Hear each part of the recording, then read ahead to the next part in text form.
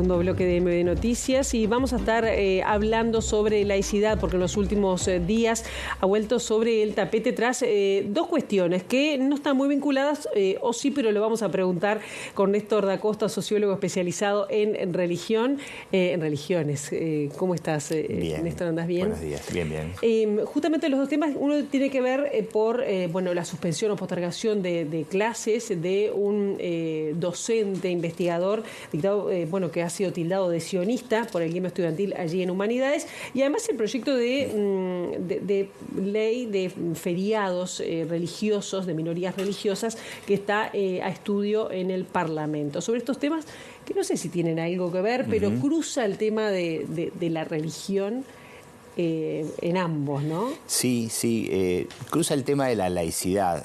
Una palabra tan cara a nuestra cultura, pero que tenemos una cantidad de poca definición sobre el tema.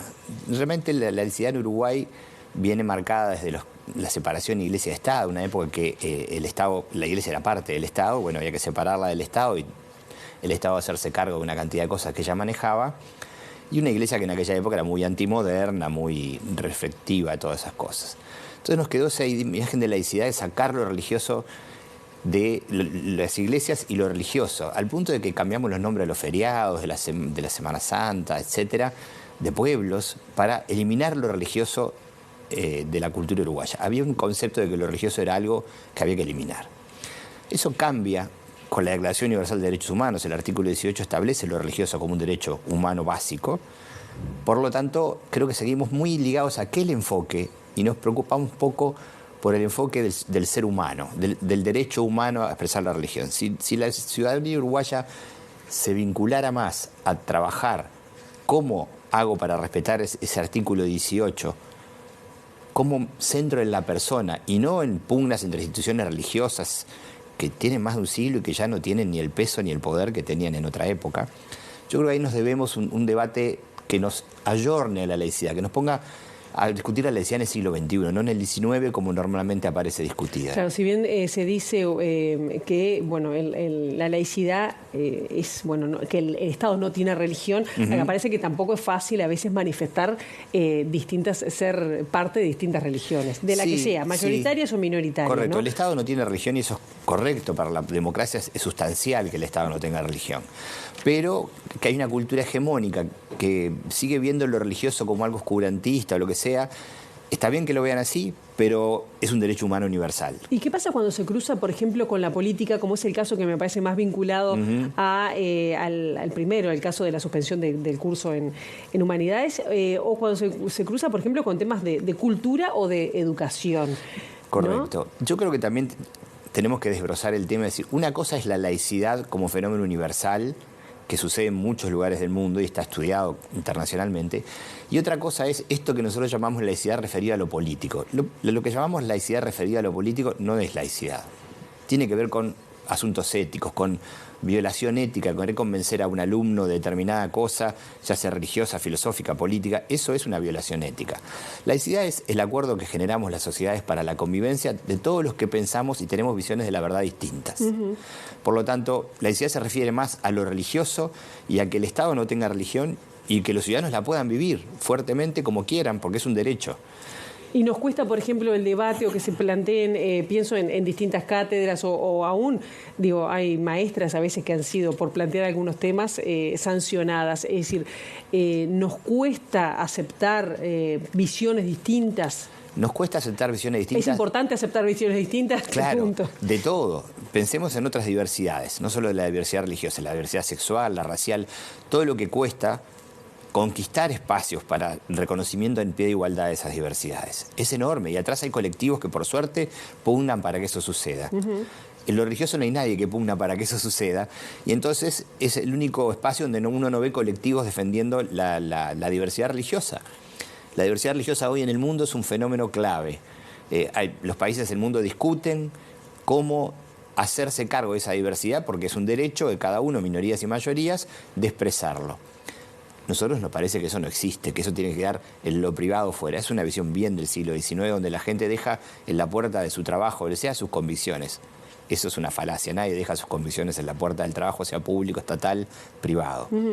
Y este proyecto de ley que se está manejando en el Parlamento de incorporar más feriados, atendiendo a las minorías religiosas sobre todo, ¿no? Un reclamo que Sí. bueno, algunas religiones fuera de la católica, digamos, Claro. lo están planteando. ¿Podría ser un camino o no es por ahí el respeto que se Sí, piden? yo por lo que sé del proyecto, son feriados, pero no feriados nacionales, ¿no? Son feriados, elasticidad para que la gente que vive religiosidades distintas a la hegemónica, la mayoría, que es la católica, tengan posibilidades de vivir con eso y que la sociedad no los tranque. En ese sentido, es lo que está avanzando la sociedad abierta y plural en el mundo. Cómo articulo las distintas convicciones y las hago respetar. Entonces, el proyecto para mí va en el buen sentido, va en el sentido de la inclusión de derechos, del reconocimiento de los derechos de las minorías. No va en el sentido de darle poder a una iglesia, a una institución, eso va en el sentido de cómo me hago cargo de la diversidad de mi país y no solo, ya que tengo feriados, aunque tengan otro nombre, que tienen de base el cristianismo, para otros grupos. Estoy pensando en los adventistas, por ejemplo, que tienen el viernes como día sagrado y nadie les mueve un día en los lugares públicos para que puedan vivirlo con tranquilidad de conciencia, con su propia convicción de fondo, ¿no? Entonces creo que el proyecto va en el buen camino de me hago cargo de que mis ciudadanos creen cosas distintas y todos tienen el derecho a creerlo. Ahora, ¿cómo funciona si, bueno, justamente eso, el viernes que no trabajo, ¿cómo se compatibiliza eso? ¿Es el Estado el que tiene que dar esa aprobación o esa facilidad para faltar, para interrumpir la jornada laboral? Depende de las instituciones. O sea, ¿En otros países cómo es, por ejemplo? en otros países se respeta mucho. Caso claro, en España hay una fundación estatal que se llama Fundación Pluralismo y Convivencia. Su objetivo es poner en relación a todas las instituciones, dar cabida a esos derechos de las minorías. Hay instructivos de cómo manejar la diversidad religiosa en las municipalidades. Porque la clave es, esto es un derecho humano. Yo soy Estado, ¿cómo hago para protegerlo y para que lo puedan vivir todos? Esa es la clave de lectura. Si la clave de lectura es, cómo echo lo religioso de la sociedad uruguaya, cómo persigo, cambio o contengo una iglesia, vamos por mal camino, porque ese es un camino de hace 100 años. El camino de hoy es cómo me hago cargo de las convicciones de mis ciudadanos y las protejo para que las puedan vivir a cabalidad. Y ahí habrá que buscar los acuerdos, las formas concretas en que eso se puede manifestar y vivir. Pero creo que el camino del respeto de los derechos humanos y la inclusión es el camino de todos tienen lugar en esta sociedad. ¿Y en América Latina hay, digamos, proyectos de ley o leyes similares? No las conozco, que protejan de esa manera? Lo que pasa es que Uruguay es muy raro en América Latina. Somos el único país que tenemos un modelo de laicidad al estilo francés, absolutamente privatista de lo religioso. Entonces, América Latina tiene la diversidad religiosa en su cultura. La mayoría de los países latinoamericanos no son confesionales, tienen la religión fuera de su constitución, salvo Argentina. Los demás todos tienen separación iglesia-estado. Lo que hay son diversas formas. Por ejemplo, Estados Unidos tiene separación iglesia-estado, en la enmienda número 1 de la Constitución. Lo que también tiene es la valoración pública de lo religioso. Uruguay tiene separación iglesia-estado y una corriente hegemónica que ha dicho lo religioso no puede estar en lo público. No en el Estado, en lo público, que es otra cosa, en la polis, en lo que nos congrega a los ciudadanos, ¿no? Entonces, América Latina no se está planteando el tema porque lo vive cotidianamente sin problemas. El único que tenemos esa dicotomía donde hay que expulsar a los religiosos somos los uruguayos, que venimos una historia de más de 100 años en esa hegemonía cultural, ¿no? Y eso se lleva también, bueno, cuando hablas ahora de espacios públicos me viene, bueno, todo el debate cuando fue la cruz, cuando fue la Virgen, la imagen de la Virgen. ¿Eso no ha cambiado? ¿Somos poco tolerantes a manifestaciones públicas? Sí, tenemos un tema con Uruguay confunde lo público con lo estatal, ¿no? Lo público es lo que nos reúne a todos, la polis. Lo estatal es el manejo del aparato del Estado.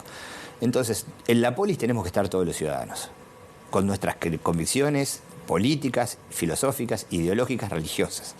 Entonces, nada de la polis puede ser prohibido a un sector de la sociedad. Está bien que una estatua esté en un lugar, en otro, bueno, eso es discutible porque hay otros criterios. Si está acá o allá, o si se debe o no. Pero una vez recuerdo en Estados Unidos una demanda porque habían puesto una cruz pagada por, digámosle, la intendencia, la alcaldía de determinado lugar. Fue hasta la Suprema Corte. La Suprema Corte falló que si en tu ciudad hay ciudadanos que creen eso y pagan sus impuestos, ¿por qué no atender sus demandas y sus convicciones?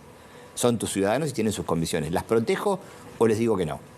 Y ahí es el dilema en que estamos todavía, un dilema muy, muy viejo en Uruguay y muy atrasado en relación al mundo pluralista de hoy.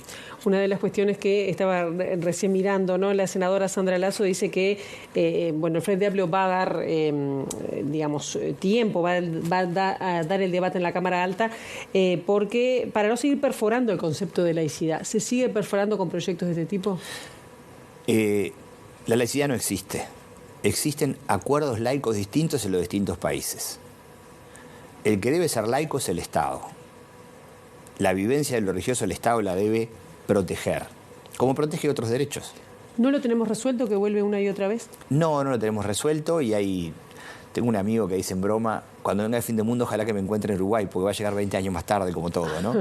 Entonces, la laicidad pasa eso, seguimos debatiendo sobre claves que son del siglo XIX en el siglo XXI.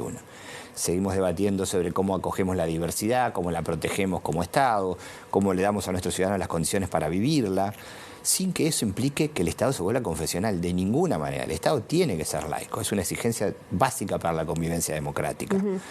Pero eso no quiere decir que los ciudadanos que creen determinadas cosas tienen que ser de segunda o no tienen tener las mismas posibilidades que otros. Claro. Y con respecto a la libertad de cátedra, y con esto tenemos que ir cerrando porque es un tema apasionante que da para más, ¿no? Pero ¿se puede aceptar, se puede, digamos, cancelar o postergar cuando una clase, un curso o lo que sea, cuando se discrepa o cuando, tienen posiciones contrarias? Acá se mezcló el tema de la guerra, sí, ¿no? Que está pasando Medio Oriente. Yo no conozco al detalle el caso del curso, he leído lo que ha salido en prensa, lo que han dicho algunos académicos, entonces no puedo opinar de él, pero yo creo que una de las cosas que construye democracia es que todo el mundo pueda expresar lo que cree y lo que piensa. Es la base de la democracia. En esta sociedad hay gente que opina cosas muy distintas sobre temas políticos, ideológicos y de derechos humanos. Uno las comparte o no, pero tienen todo el derecho de expresarlas. Entonces, no conozco el caso de vuelta del curso, pero lo que yo, en general, está bien que todo el mundo exprese las distintas opiniones que tiene sobre distintos aspectos. Y en el debate democrático se resolverá, pero lo importante es que haya debate y que la gente exprese sus opiniones y que nos comprometamos en la defensa de que puede expresar la opinión distinta a la de uno sin que eso sea un problema. Bien, Néstor da Costa, muchísimas gracias por el momento y seguiremos hablando. Muchas gracias por la invitación, este debate. Pilar.